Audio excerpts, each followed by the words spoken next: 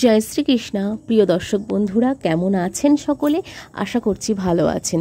তো আমাদের দৈনিক রাশিফল এবং টোটকার ইউটিউব চ্যানেলের পক্ষ থেকে সকলকে অনেক স্বাগতম জানিয়ে আজকে আরও একটি নতুন ভিডিও নিয়ে চলে এসেছি। তো আজকের ভিডিওর বিষয়বস্তুটি কিন্তু অত্যন্ত গুরুত্বপূর্ণ এবং আজকের ভিডিওর বিষয়বস্তুটিতে কিন্তু রয়েছে একটি গ্রহ এবং রাশিকে কেন্দ্র করে। তো চলুন আজকের ভিডিওটি শুরু করব এবং শুরু করার আগে বলে নিই, আমাদের এই চ্যানেলের মাধ্যমে গ্রহ সংক্রান্ত, রাশি সংক্রান্ত এবং তার সাথে সাথে কিন্তু বাস্তু টিপস নিয়েও ভিডিও করা হয়ে থাকে।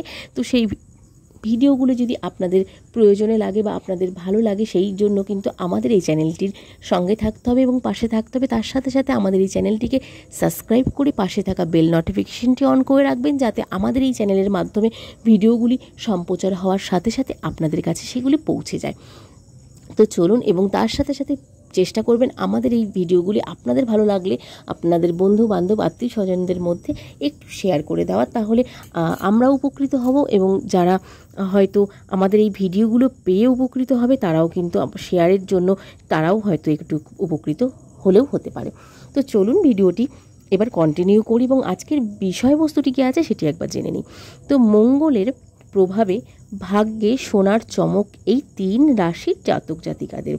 তো চারদিকে থেকে কিন্তু টাকা আসবে এই 3 রাশির জাতক জাতিকাদের ক্ষেত্রে।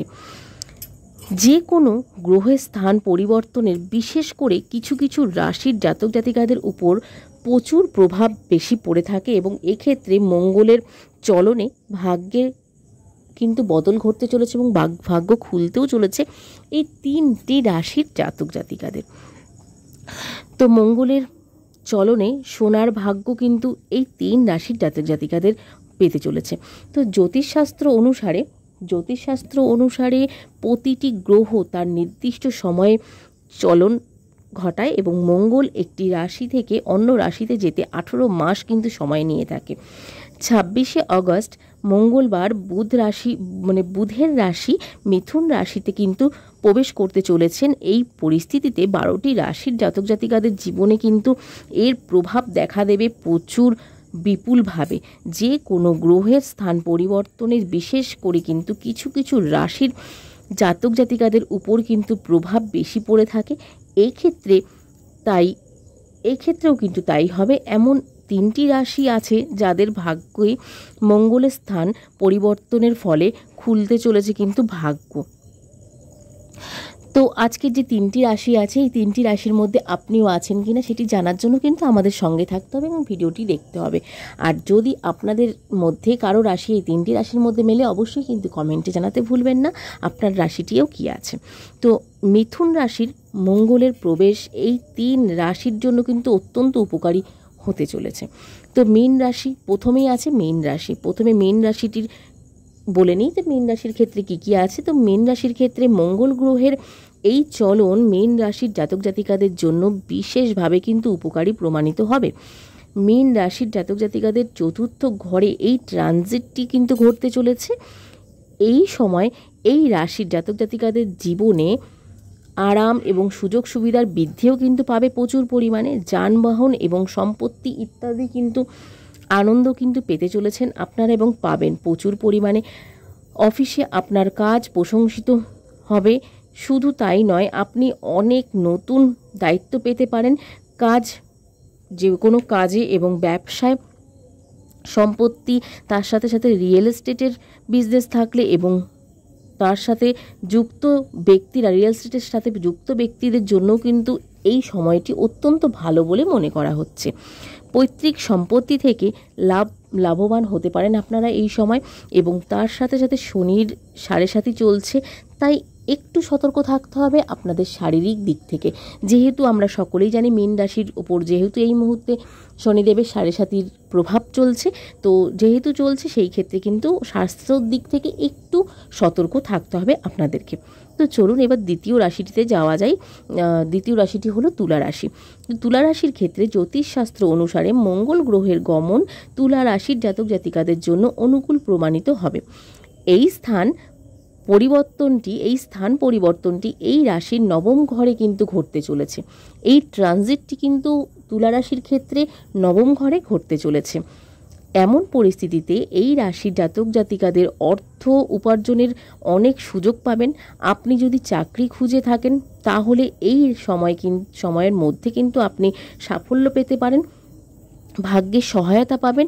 একই সময়ে আপনি কাজ বা ব্যবসার জন্য কিন্তু ভ্রমণ করতে পারেন। এই সময়ে আপনার জন্য কিন্তু আর্থিক লাভের সম্ভাবনা রয়েছে প্রচুর, এবং আয় বাড়বে। কোনো ধর্মীয় অনুষ্ঠান বা শুভ কর্মসূচিতে অংশগ্রহণের সুযোগও কিন্তু পাবেন, এবং আপনাদের বাড়িতেও কিন্তু এরকম কোনো শুভ যোগ বা কোনো ধর্মীয় অনুষ্ঠান কিন্তু হওয়ার সম্ভাবনাও রয়েছে। তো চলুন, এবং শেষ রাশি 3 নম্বর রাশি মেষ রাশিতে যাওয়া যাক।